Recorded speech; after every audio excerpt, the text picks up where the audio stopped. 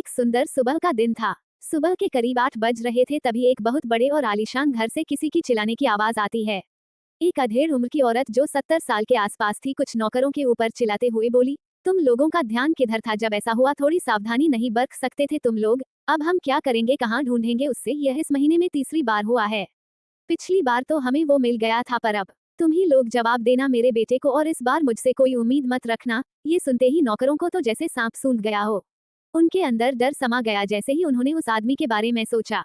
वहीं दूसरी तरफ एक 25 साल का यंग और हैंडसम लड़का एक टैक्सी ड्राइवर से बोलता है, भैया और कितना दूर है एयरपोर्ट? तभी वो टैक्सी ड्राइवर कहता है, बस आधा घंटा और लगेगा सर। ये सुनते ही वो आवाज जल्दी लड़का चिढ़ जाता है और अपनी जगह दोबारा बैठ जाता है।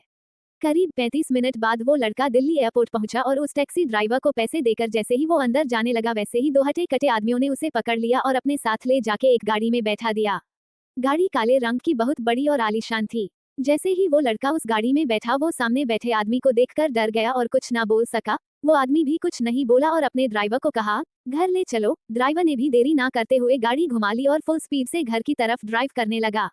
वहीं उस बड़े आलीशान और खूबसूरत घर में वो अधेड़ उम्र की औरत अभी भी चिल्ला रही थी। तभी उसने घर के बाहर गाड़ी रुकने की आवाज सुनी और उसे पता चल गया कि उसका बेटा अविनाश सिंघानिया घर आ गया है अपनी बिजनेस ट्रिप से।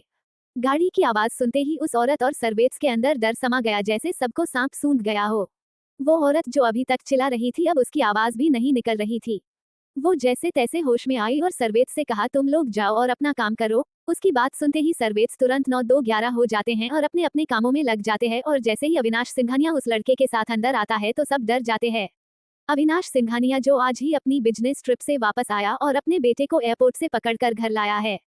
अविनाश सिंघानिया दिल्ली का बहुत बड़ा बिजनेस टायकून जिससे कोई भी हरा नहीं सकता। वैसे तो अविनाश सिंघानिया 50 साल का है पर वो इतना हैंडसम है कि लोग उससे 35-40 साल का समझते हैं। अविनाश सिंघानिया देखने में जितना हैंडसम और यंग दिखता है वो उसे कई ज्यादा तेज, चालाक और गुस्से वाला है जो गलती बर्दाश्त नहीं करता और अपने दुश्मनों के साथ तो जानवरों से भी गंदा सुलूक करता है। अविनाश सोफे पर बैठते हुए एक सर्वेंट को पानी लाने का इशारा करता है। वो सर्वेंट जल्दी से पानी लेके आता है और टेबल पे रख देता है जो ठीक सोफा के सामने रखा था। अविनाश पानी का गिलास उठाता है और पानी पीने के बाद उस अधेड़ उम्र की औरत से बोलता है जिसका नाम सावित्री है। वो है तो 70 साल की पर दिखने में वो 60-65 साल की लगती है। सावित्री सिंघानिया घर की सबसे बड़ी है और दिखने में काफी खूबसूरत है। उनको देख के ऐसा लगता है जैसे कोई रानी पिक्चर से निकल के आई हो।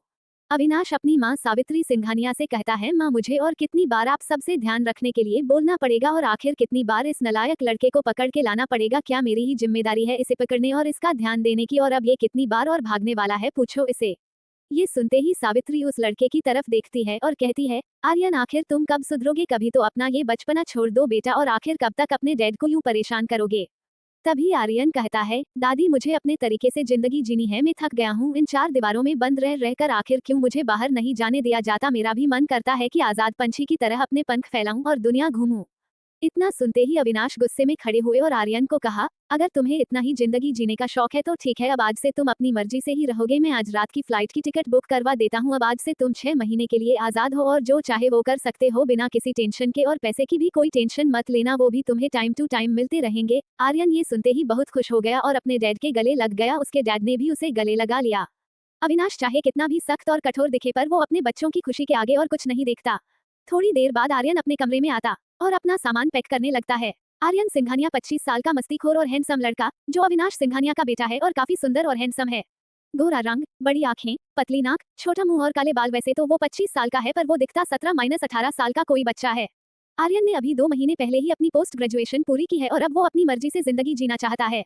आर्यन अपने कमरे में अपना सामान पैक कर ही रहा था कि तभी एक सर्वेंट रूम के दरवाजे पर दस्तक देता है और आर्यन के कम इन बोलते ही अंदर आ जाता है। वो आर्यन को उसकी फ्लाइट की टिकट देता है और फिर आर्यन के इशारे पर चला जाता है। आर्यन देखता है कि टिकट मुंबई की है रात 10 बजे की, तो वो टाइम देखता है घड़ी में, अभी सुबह के 11 बज रहे होते हैं। तो वो जल्दी से अपनी पैकिंग फिनिश करता है और थोड़ी देर के लिए सो जाता है। आर्यन 9 बजे तक एयरपोर्ट पहुंच जाता है और अपनी फ्लाइट का वेट करता है। करीब 30-45 मिनट बाद फ्लाइट के लिए चेकिंग होने लगती है और जैसे ही वो फ्लाइट के अंदर पहुंचता है तभी वो देखता है कि कोई और लड़की उसकी सीट पे बैठी हुई है। वो उस लड़की के पास जाता है और उसे कहा, एक्सक्यूज मी, यह सीट मेरी है जिस पे आप बैठी है? वो लड़की जैसे ही अपना मुंह ऊपर करती है आर्यन शॉक हो जाता है उस लड़की को देख के।